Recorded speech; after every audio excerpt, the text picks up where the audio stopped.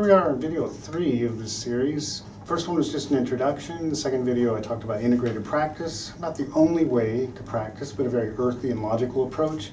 Today's video, though, will look at taking your technique beyond the piece. So what I have to share is hopefully not new, although it is to a lot of my students. And it's a different step in the process, farther along in the process most likely. We're still kind of laying the physical foundation, still getting comfortable with the notes and the fingerings. But the purpose of this type of practice is to take your technique beyond the piece itself. And we want to make the piece sound easy. And to do that, we have to overcome technical hurdles. You know, there's always a section that's a trouble spot. And this is designed to address that and other areas as well. So we use the piece itself to devise and develop technical studies. It's really practical because you're using the music to develop your technique, not some exercise.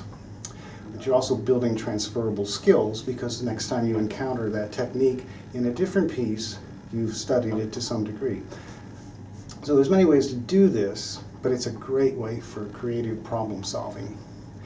Come up with a way to make an exercise out of something in the music. Works for some passages, doesn't work for everything. I'll start with a simple one, a traveling left hand. We get that a lot in music, a root and a chord, and sometimes those are pretty easy. Sometimes it can be kind of pesky.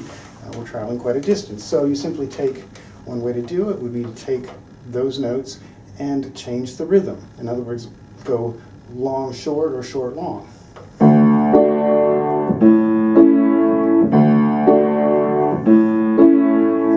Direction.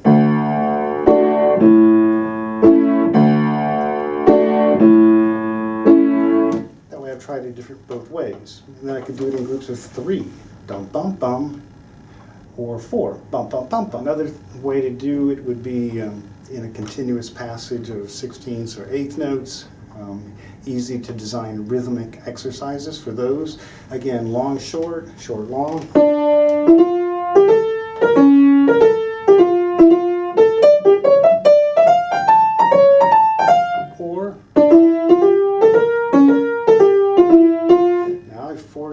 My hand to make the adjustments going different directions.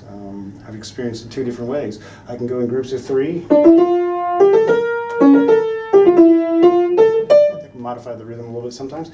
Take that group of 3, but don't start until the second one. We don't start till the third one.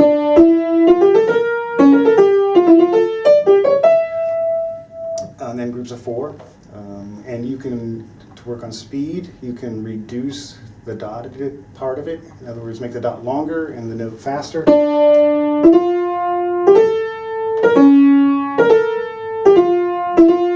Only go as fast as you can, cleanly though. It's also good for chords. A lot of passage work in music involving a series of chords in a row, which involves quick adjustments. For example,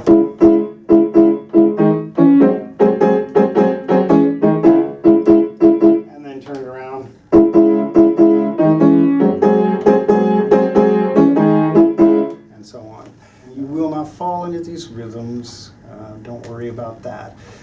You've made it harder, and actually the first time, if you haven't tried this, the first time you try it, you may be surprised how difficult it is to do in other rhythms. But if you can do it in the complex rhythms, it'll be so much easier in the straight rhythms. We can be thinking about how we want to shape phrases and articulations we want to use, but we're not so concerned about that.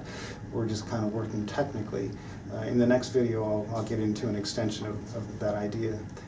We're making the music harder than it is, and what that does then is we're experiencing it in many ways, which is kind of refreshing. We get a different perspective on the music, kind of keeps things interesting in the practice room. We're constantly thinking creatively on how to devise exercises. We're reinforcing correct notes and fingerings. We're allowing for focused practice because we're working on focused rhythms. We're setting the stage for those musical things to happen by dealing with those technical issues. Now, this is not something you just happen to do once or twice. It kind of has to be regimented. Have to try one rhythm one day and a different rhythm the next day. You don't have to do this for 30 minutes, but certainly be thinking as you go through the music, find those places where you can take the challenging spots, break it down into an exercise, work on that exercise over a period of several days, maybe even weeks, maybe even up to the day you perform the piece. You might still be doing it in rhythms. That's been the case for me on a number of occasions. So next video, we'll look at other ways to practice involving some creative problem solving.